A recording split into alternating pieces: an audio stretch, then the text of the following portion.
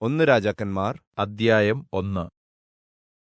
ദാവീദ് രാജാവ് വൃദ്ധനും പ്രായം ചെന്നവനുമായപ്പോൾ അവർ അവനെ കമ്പിളി പുതപ്പിച്ചിട്ടും കുളിർ മാറിയില്ല. ആകയാൽ അവന്റെ ഭൃത്യന്മാർ അവനോട്, യജമാനനായ രാജാവിന് വേണ്ടി കന്യകയായ ഒരു യുവതിയെ ഞങ്ങൾ അന്വേഷിക്കട്ടെ. അവൾ രാജസന്നിധിയിൽ ശുശ്രൂഷിക്കുകയും അങ്ങയുടെ കുളിർ മാറേണ്ടതിന് തിരുമാർവിൽ കിടക്കയും ചെയ്യട്ടെ എന്ന് പറഞ്ഞു. അങ്ങനെ അവർ സൗന്ദര്യമുള്ള ഒരു യുവതിക്ക് വേണ്ടി യിസ്രായേൽ ദേശത്തെല്ലായിടവും അന്വേഷിച്ചു. ശൂനേംകാരത്തി അബീശഗിനെ കണ്ട് രാജാവിന്റെ അടുക്കൽ കൊണ്ടുവന്നു. ആ യുവതി അതിസുന്ദരിയായിരുന്നു. അവൾ രാജാവിനെ പരിചരിക്കുകയും ശുശ്രൂഷിക്കുകയും ചെയ്തു.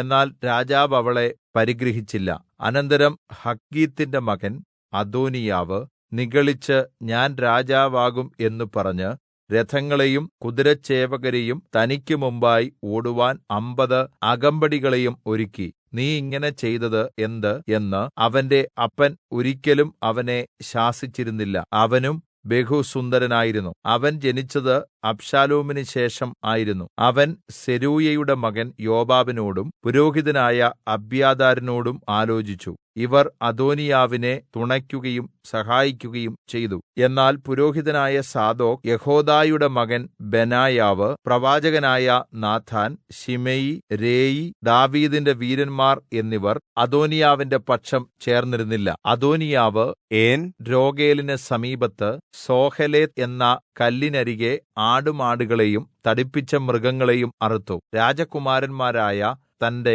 സകല സഹോദരന്മാരെയും രാജഭൃത്യന്മാരായ എല്ലാ യെഹൂദാ പുരുഷന്മാരെയും ക്ഷണിച്ചു. എങ്കിലും നാഥാൻ പ്രവാചകനെയും ബെനായാവെയും വീരന്മാരെയും തന്റെ സഹോദരൻ ശലോമോനെയും അവൻ ക്ഷണിച്ചില്ല. അനന്തരം നാഥാൻ ശലോമോന്റെ അമ്മയായ ബത്ത്ശേബയോട് പറഞ്ഞത്, ഹഗ്ഗീത്തിന്റെ മകനായ അദോനീയാവ് രാജാവായിരിക്കുന്നു എന്ന് നീ കേട്ടില്ലയോ? നമ്മുടെ യജമാനനായ ദാവീദ് ഈ വിവരം അറിഞ്ഞിട്ടുമില്ല.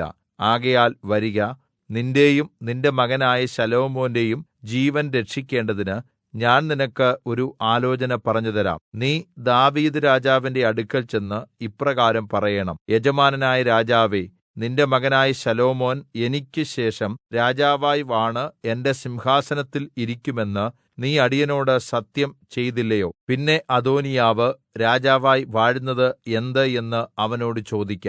നീ അവിടെ രാജാവിനോട് സംസാരിച്ചുകൊണ്ടിരിക്കുമ്പോൾ തന്നെ ഞാനും നിന്റെ പിന്നാലെ വന്ന് നിന്റെ വാക്ക് ഉറപ്പിച്ചുകൊള്ളാം. അങ്ങനെ ബത്ത്ശേബ പള്ളിയറയിൽ രാജാവിന്റെ അടുക്കൽ ചെന്നു. രാജാവ് വയോധികനായിരുന്നു. ശൂനേംകാരത്തി അബീശഗ് രാജാവിന് ശുശ്രൂഷ ചെയ്തുകൊണ്ടിരുന്നു. ബത്ത്ശേബ കുനിഞ്ഞ് രാജാവിനെ നമസ്കരിച്ചു. നിനക്ക് എന്തു വേണം എന്ന് രാജാവ് ചോദിച്ചു. അവൾ അവനോട് പറഞ്ഞത്, എന്റെ യജമാനനെ, നിന്റെ മകൻ ശലോമോൻ എനിക്ക് ശേഷം രാജാവായി വാണ് എന്റെ സിംഹാസനത്തിൽ ഇരിക്കുമെന്ന് നീ നിന്റെ ദൈവമായ യഹോവയുടെ നാമത്തിൽ ഈ ദാസിയോട് സത്യം ചെയ്തിട്ടുണ്ടല്ലോ. ഇപ്പോൾ ഇതാ അദോനീയാവ് രാജാവായിരിക്കുന്നു. എന്റെ യജമാനനായ രാജാവ് ഈ കാര്യം അറിയുന്നതുമില്ല. അവൻ അനവധി കാളകളെയും തടിപ്പിച്ച മൃഗങ്ങളെയും ആടുകളെയും യാഗം കഴിച്ചു. രാജകുമാരന്മാരെയൊക്കെയും പുരോഹിതനായ അബ്യാഥാരിനെയും സേനാധിപതി യോവാബിനെയും ക്ഷണിച്ചു. എങ്കിലും നിന്റെ ദാസനായ ശലോമോനെ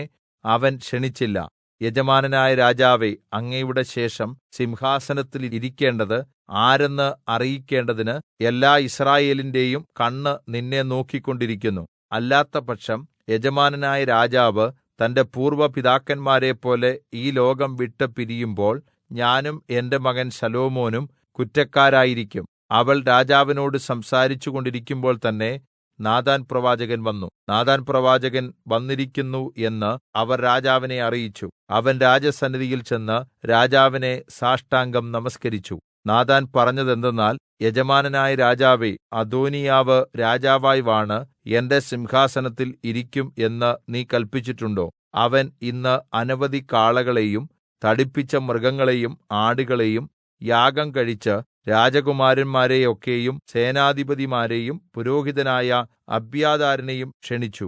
അവർ അവന്റെ മുമ്പാകെ ഭക്ഷിച്ച് പാനം ചെയ്ത് അദോനിയാ രാജാവേ, ജയ ജയ എന്ന് ആർപ്പിടുന്നു. എന്നാൽ അടിയനെയും പുരോഹിതനായ സാദോക്കിനെയും യെഹോയാദയുടെ മകൻ ബെനായാവെയും നിന്റെ ദാസൻ ശലോമോനെയും അവൻ ക്ഷണിച്ചില്ല. യജമാനനായ രാജാവിന്റെ കാലശേഷം അങ്ങയുടെ സിംഹാസനത്തിൽ ഇരിക്കേണ്ടത് ആരെന്ന് അടിയങ്ങളെ അറിയിക്കാതിരിക്കയാൽ ഈ കാര്യം യജമാനനായ രാജാവിന്റെ കല്പനയാലോ നടന്നിരിക്കുന്നത്. ബത്ത്ശേബയെ വിളിപ്പീൻ എന്ന് ദാവീദ് രാജാവ് കല്പിച്ചു. അവൾ രാജസന്നിധിയിൽ ചെന്ന് രാജാവിന്റെ മുമ്പാകെ നിന്നു. അപ്പോൾ രാജാവ് സത്യം ചെയ്ത് പറഞ്ഞത്, എന്റെ ജീവനെ സകല കഷ്ടത്തിൽ നിന്നും വീണ്ടെടുത്തിരിക്കുന്ന യഹോവയാണ. നിന്റെ മകനായ ശലോമോൻ എന്റെ കാലശേഷം വാണ് എനിക്ക് പകരം എന്റെ സിംഹാസനത്തിൽ ഇരിക്കും എന്ന് ഞാൻ നിന്നോട് യിസ്രായേലിന്റെ ദൈവമായ യഹോവയുടെ നാമത്തിൽ സത്യം ചെയ്തതുപോലെ തന്നെ ഞാൻ ഇന്ന് നിവർത്തിക്കും. അപ്പോൾ ബത്ത്ശേബ സാഷ്ടാംഗം വീണ് രാജാവിനെ നമസ്കരിച്ചു. എന്റെ യജമാനനായ ദാവീദ് രാജാവ് ദീർഘായുസ്സായിരിക്കട്ടെ എന്ന് പറഞ്ഞു. പിന്നെ ദാവീദ് സാദോക്ക് പുരോഹിതനെയും നാഥാൻ പ്രവാചകനെയും യെഹോയാദയുടെ മകൻ ബെനായാവെയും വിളിപ്പീൻ എന്ന് കല്പിച്ചു. അവർ രാജസന്നിധിയിൽ ചെന്നുനിന്നു.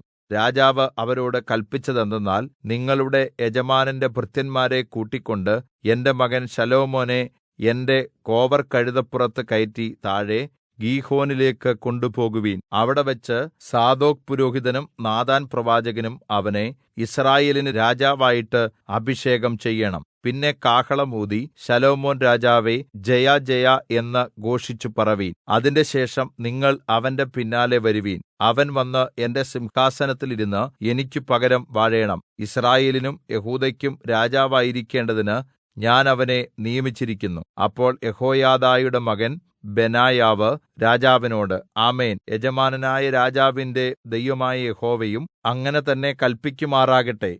യഹോവ യജമാനനായ രാജാവിനോടുകൂടെ ഇരുന്നതുപോലെ ശലോമോനോടുകൂടെ ഇരിക്കയും യജമാനനായ ദാവീദ് രാജാവിന്റെ സിംഹാസനത്തെക്കാളും അവന്റെ സിംഹാസനത്തെ ശ്രേഷ്ഠമാക്കുകയും ചെയ്യുമാറാകട്ടെ എന്ന് ഉത്തരം പറഞ്ഞു. അങ്ങനെ സാദോക്ക് പുരോഹിതനും നാഥാൻ പ്രവാചകനും യെഹോയാദയുടെ മകൻ ബെനായാവും ക്രേത്യരും പ്ലേത്യരും ചെന്ന് ദാവീദ് രാജാവിന്റെ കോവർകഴുതപ്പുറത്ത് ശലോമോനെ കയറ്റി ഗീഹോനിലേക്ക് കൊണ്ടുപോയി. സാദോക്ക് പുരോഹിതൻ സമാഗമനകൂടാരത്തിൽ നിന്ന് തൈലക്കൊമ്പ് കൊണ്ടുചെന്ന് ശലോമോനെ അഭിഷേകം ചെയ്തു.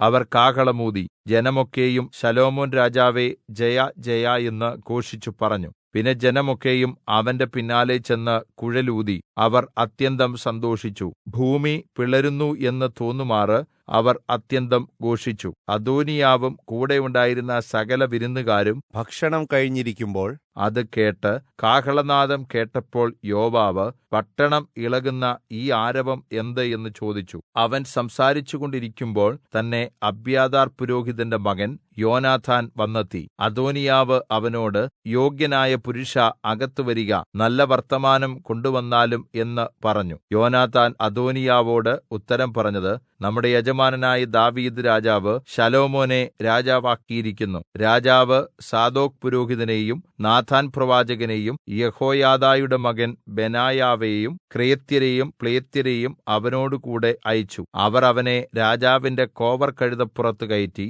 സാദോക്ക് പുരോഹിതനും നാഥാൻ പ്രവാചകനും അവനെ ഗീഹോനിൽ വെച്ച് രാജാവായി അഭിഷേകം ചെയ്തിരിക്കുന്നു. അവർ പട്ടണം മുഴങ്ങുമാറ് സന്തോഷിച്ച് അവിടെ നിന്ന് മടങ്ങിപ്പോയി. ഇതാകുന്നു നിങ്ങൾ കേട്ട ഘോഷം. അത്രയുമല്ല, ശലോമോൻ രാജസിംഹാസനത്തിൽ ഇരിക്കുന്നു. കൂടാതെ രാജഭൃത്യന്മാരും നമ്മുടെ യജമാനനായ ദാവീദ് രാജാവിനെ അഭിവന്ദനം ചെയ്യുവാൻ ചെന്നു. നിന്റെ ദൈവം ശലോമോന്റെ നാമത്തെ നിന്റെ നാമത്തെക്കാൾ ഉത്കൃഷ്ടവും അവന്റെ സിംഹാസനത്തെ നിന്റെ സിംഹാസനത്തെക്കാൾ ശ്രേഷ്ഠവും ആക്കട്ടെ എന്ന് പറഞ്ഞു. രാജാവ് തന്റെ കട്ടിലിന്മേൽ നമസ്കരിച്ച്, ഇന്ന് എന്റെ സിംഹാസനത്തിൽ എന്റെ സന്തതി ഇരിക്കുന്നത് എന്റെ കണ്ണുകൊണ്ട് കാണ്മാൻ സംഗതി വരുത്തിയ യിസ്രായേലിന്റെ ദൈവമായ യഹോവ സ്തുതിക്കപ്പെടുമാറാകട്ടെ എന്ന് പറഞ്ഞു. ഉടനെ അദോനിയാവിന്റെ വിരുന്നുകാർ ഒക്കെയും ഭയപ്പെട്ടെഴുന്നേറ്റ് ഓരോരുത്തൻ താന്താന്റെ വഴിക്കുപോയി. അദോനിയാവും ശലോമോനെ ഭയപ്പെട്ട് ചെന്ന് യാഗപീഠത്തിന്റെ കൊമ്പുകളെ പിടിച്ചു. അദോനിയാവ് ശലോമോൻ രാജാവിനെ